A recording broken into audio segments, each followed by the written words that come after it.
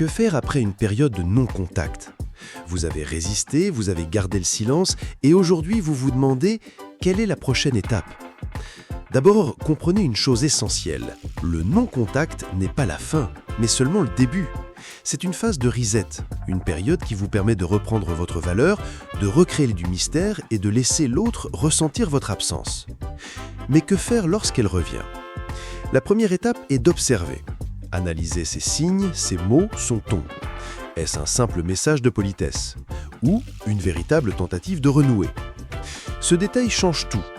Ensuite, ne vous précipitez pas.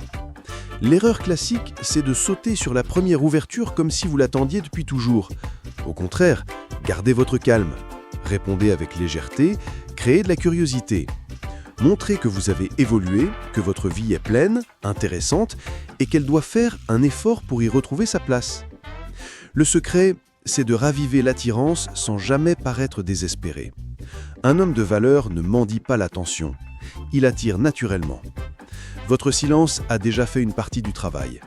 Maintenant, c'est votre maîtrise émotionnelle qui fera la différence.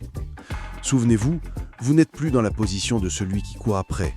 Le véritable pouvoir, c'est de rester centré, stoïque, aligné avec vos standards.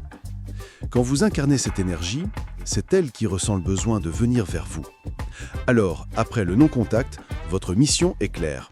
Observez, créer de la curiosité, rester maître de vos émotions et surtout, agir comme l'homme de valeur que vous êtes en train de devenir.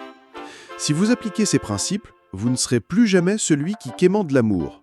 Vous deviendrez celui qu'on recherche, celui qu'on respecte, celui qu'on désire. Abonnez-vous à la chaîne pour plus de conseils sur les relations, l'attraction et le développement personnel. Likez la vidéo, laissez un commentaire et partagez pour aider d'autres hommes à comprendre la puissance du silence et du vrai contrôle émotionnel.